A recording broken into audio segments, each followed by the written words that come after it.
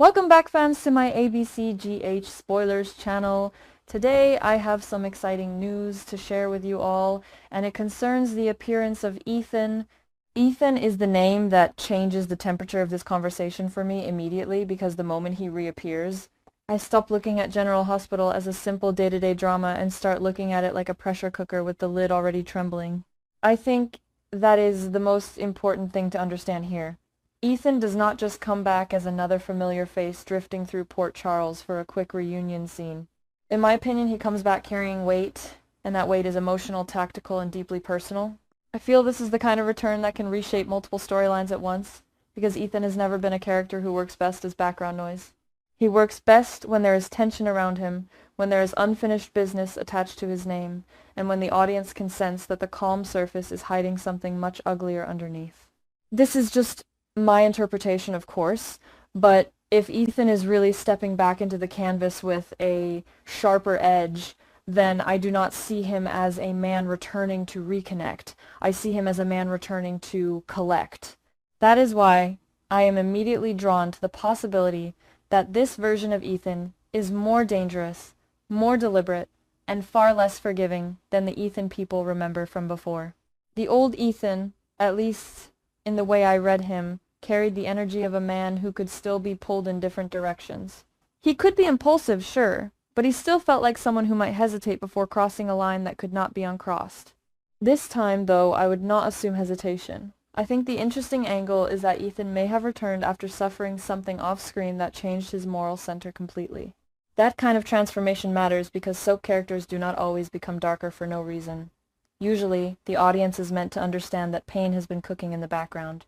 A betrayal, a loss, a hidden captivity, a forced partnership, a buried child, a dead spouse, and erased past any of those ingredients can turn a character from reactive into ruthless. And when a character becomes ruthless on a soap, that is when the real story begins. What makes this especially compelling to me is the idea that Ethan's return is not random at all. In my opinion, if he comes back swinging, then he comes back with a mission. And missions are where soap drama becomes addictive, because a mission forces every interaction to mean something. Ethan meeting Sunny does not feel like a simple reunion in that version of the story. It feels like an alliance forming under stress. Ethan crossing paths with Sidwell does not feel like a coincidence. It feels like a collision between a man who has waited too long and the person who may have built his pain. That is the kind of structure I love in a serial drama because it gives the character movement. It gives the audience a sense that every scene is advancing a hidden war. I think viewers respond to that because it mirrors real emotional life. People do not just show up angry. They show up after years of swallowing the reason for their anger. The Delilah angle, to me, is where this whole situation becomes most tragic and most interesting. I feel that if Delilah truly exists as Ethan's wife in this version of the story, then her death is not just a plot point. It is the engine. It is the wound. It is the event that explains why Ethan no longer behaves like a man who can be negotiated with. If Sidwell somehow forced Ethan into service or manipulated the situation so that Ethan had no way out, then Ethan's hatred would not be abstract. It would be intimate. That matters because revenge stories only become powerful when the victim is emotionally cornered. I think the idea that Delilah was pregnant, already in poor health, and then thrown into a catastrophic situation adds a brutal layer of injustice. It is not just that Ethan lost a wife, it is that he may have lost the future he was trying to build. That kind of loss does something to a character's soul on a soap. It does not create ordinary anger. It creates memory that burns. And if that child survives, then the story becomes even more devastating. I could be wrong, but I think the suggestion that Chase and Brooklyn raise Ethan's daughter gives the whole narrative an almost Shakespearean cruelty. Imagine that, the child of a dead woman taken into a family that believes they are offering love and protection, while the biological father stands in the shadows carrying grief and rage that no one around him fully understands. That is the kind of setup that creates conflict not because anyone is evil in a cartoon sense, but because everyone believes they are doing the right thing inside a broken chain of events. Chase and Brooklyn would not necessarily be villains in that framework. They would be caretakers caught in a moral storm. Ethan, meanwhile, would not simply be a father demanding what is his. He would be a man asking the world why it allowed his life to be stripped apart and reassembled by strangers.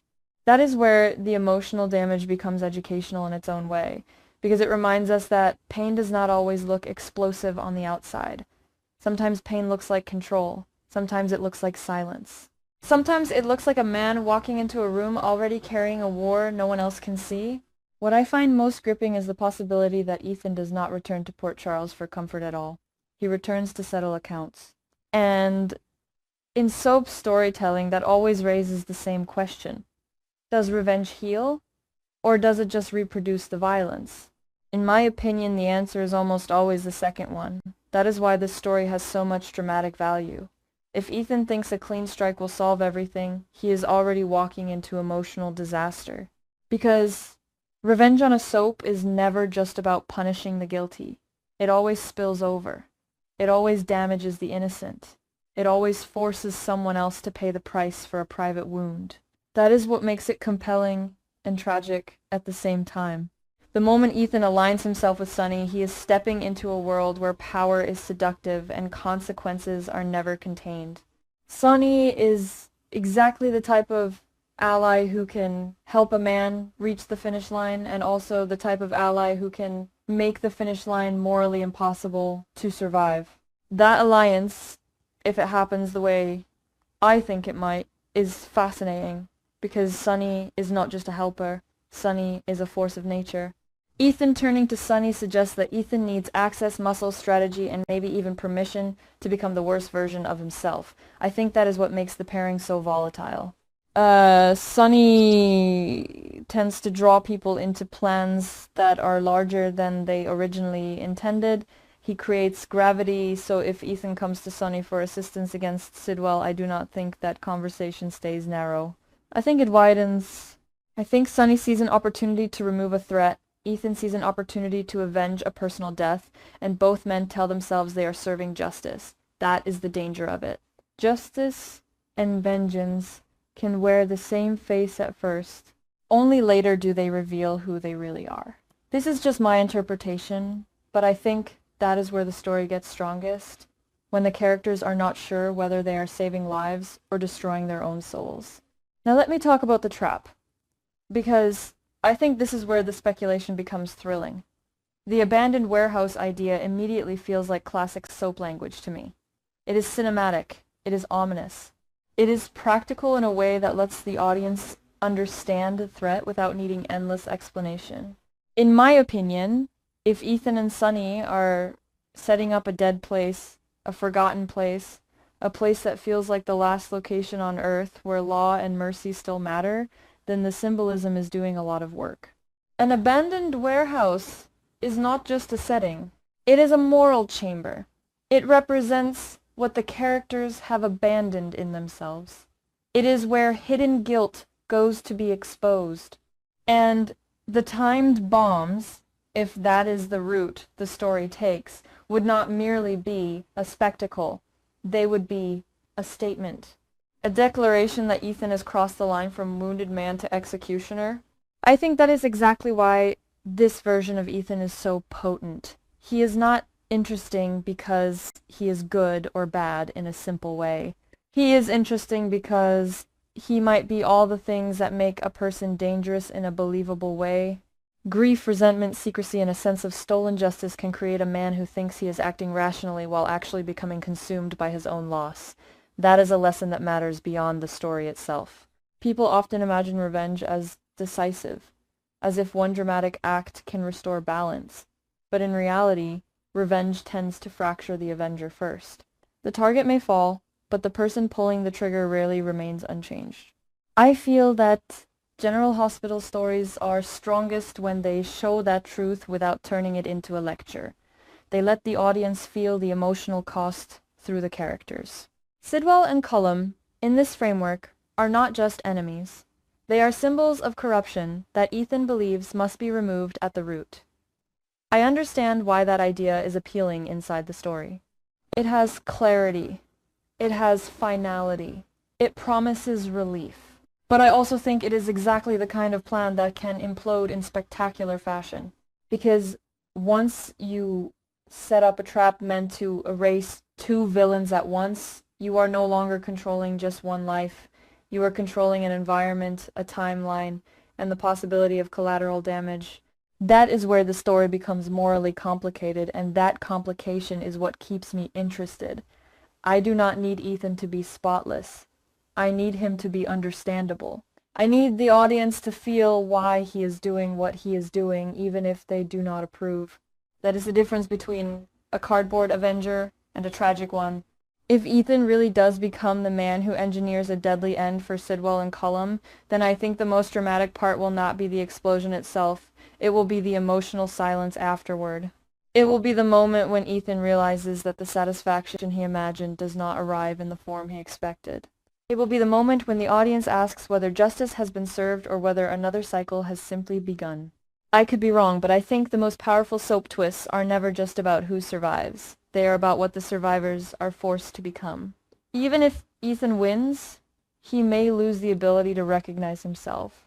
Even if he rescues his daughter, he may not be able to reclaim the father he might have been before the trauma. Even if Sidwell and Cullum are removed, the damage they caused may already have rearranged every relationship around Ethan in ways that cannot be reversed. That is why I keep coming back to the personal dimension. I feel that this story only works if Ethan's pain is allowed to lead the conversation. Not the explosions, not the plot mechanics, not even the villains. Ethan's grief has to be the center of gravity. When a man loses a wife, loses a child's future, loses years of his life to manipulation, and then comes back to a town that has moved on without him, he does not just want revenge. He wants acknowledgement. He wants the world to say, yes, this happened to you, and yes, it was monstrous. That recognition is often what characters are really chasing underneath all the action. People think they want blood, but often they want meaning. They want the pain to be seen. They want the story of their suffering to matter. In my opinion, that is the deepest emotional thread running through this Ethan speculation.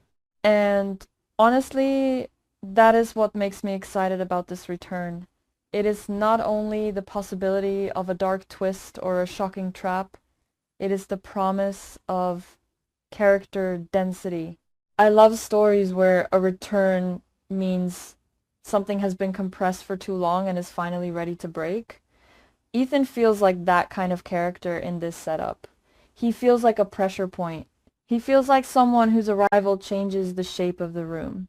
And if the show uses him to connect the dead, the living, the guilty, and the unaware, then his comeback could become one of those moments fans talk about because it was not just loud, it was emotionally precise. I think that is the real prize. Not chaos for its own sake, but chaos that exposes the truth underneath it. So yes, I am looking at Ethan as a man with unfinished grief, unfinished rage, and unfinished business with everyone who stands in the way of the life he lost. I feel that if he is tied to Delilah, to the child, to Sidwell, to Sunny, and possibly to Cullum, then this is not one storyline anymore. It is a web of debts coming due all at once. That is the kind of setup I personally find irresistible because it gives the audience both spectacle and substance. And in my opinion, that is when General Hospital is at its best. When the drama is big, but the emotional wound underneath it is even bigger.